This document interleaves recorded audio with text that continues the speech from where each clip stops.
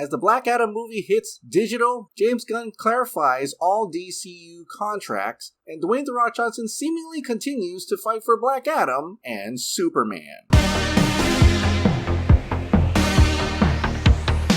Dwayne "The Rock" Johnson decides to hype up the digital release and explains why they are releasing it so early. Black Adam is the #1 movie on iTunes. We released Black Adam yesterday.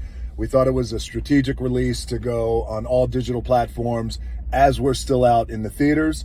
As we go into the Thanksgiving holidays and, of course, the Christmas holidays, Hanukkah holidays.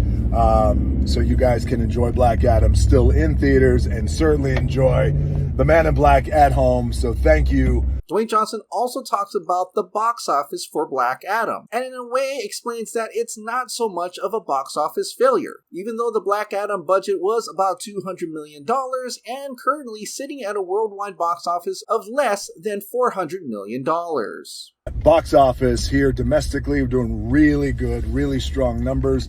Internationally, we got a lot of room for growth. And of course, you want to see the international box office numbers be higher, be stronger. Of course you do, because you're never satisfied. However, we got a lot of great growth. We established Black Adam around the world, and something to think about contextually when it comes to Black Adam. And when you look at our numbers, as I think we'll probably land somewhere around, I don't know, maybe 375 million worldwide. Maybe a little bit more. We might kiss $400 million. We'll see. We still have Japan to open up, and we'll play through the holidays. So we'll see. But in any event, at the end of the day, our business, when it comes to like business acumen, boring business acumen stuff, our margins don't live and die by box office numbers. It has very long tentacles and tail effects when it comes to how we will do just in terms of our numbers. And judging from what he said, he doesn't seem too fazed by the box office, and he still seems optimistic and excited for the future for Black Adam and the Justice Society. Now we will take our time. Now we will build out the Black Adam brand, and we'll build out the JSA. Dr. Fate, Cyclone, Hawkman, Atom Smasher. And keep in mind, for those of you who don't know, and all you comic book fans, you guys know this, there are so many cool, badass superheroes and supervillains in the Bible, in the pantheon of the DC universe. They're just right there. So we're going to dig into all that. So he's pretty much teasing that we're going to get more Justice Society characters. We're going to get more expanded story for Black Adam. But Dwayne Johnson also talks a little bit more about the elephant in the room, Henry Cavill, Superman. We're going to establish Black Adam as the most powerful, unstoppable force in the DC universe.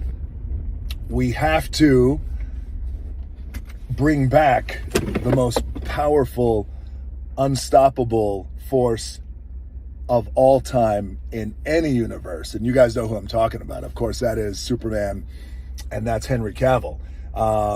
And, at the end of the day, the studio was not bringing Henry Cavill back inexplicably and inexcusably.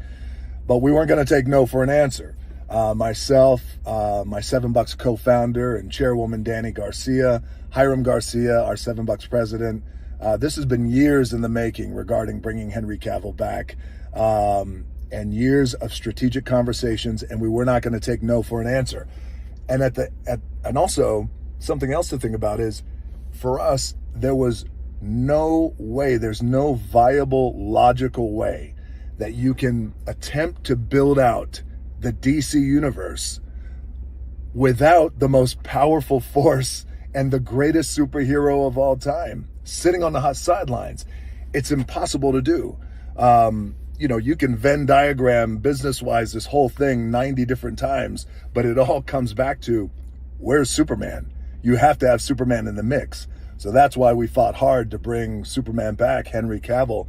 And there was no other Superman, by the way, to bring back. Henry Cavill is our generation's Superman, and in my opinion, the greatest Superman. And I mean that respectfully to the other actors, especially Christopher Reeve, but the greatest Superman of all time.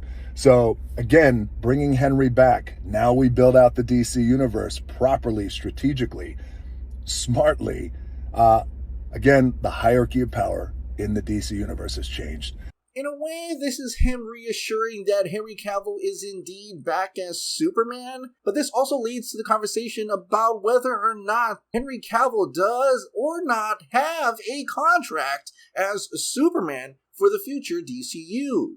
This is where the head of the creative side of DC Studios, James Gunn, comes out in response to a scoop that Henry Cavill has multiple contracts with television and film. James Gunn says, "I'm not sure if you're purposely lying or being taken advantage of by someone lying to you, but as I've stated on here before, no one knows what's happening at DC Studios right now other than me and Peter. That would include writing up any new contracts for anyone at this point."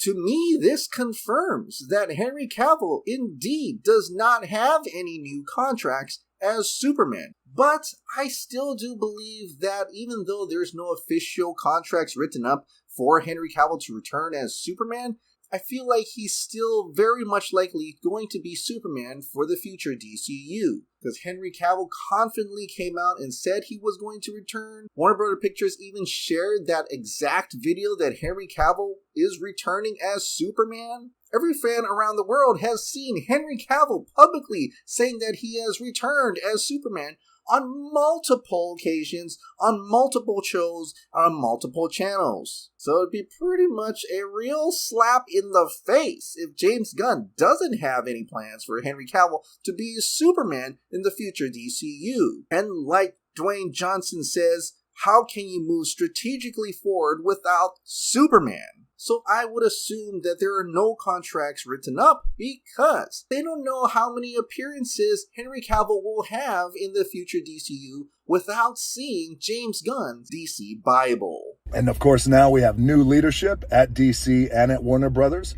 Again, hierarchy of power in the DC universe has changed. But seeing that Dwayne Johnson did acknowledge that there are new leadership in DC Studios, I feel like maybe this is after the conversation he has already had with James Gunn and Peter Safran. Maybe. So all in all, Dwayne Johnson updated us with some optimistic information. He's also putting it out there in hopes and maybe will definitely continue on in the DCU as Black Adam and introducing more Justice Society members. But most important, at least to me, is that Henry Cavill will return as Superman. We just don't know how many times. Alright, what did you think about what Dwayne Johnson said? Share your thoughts in the comments down below.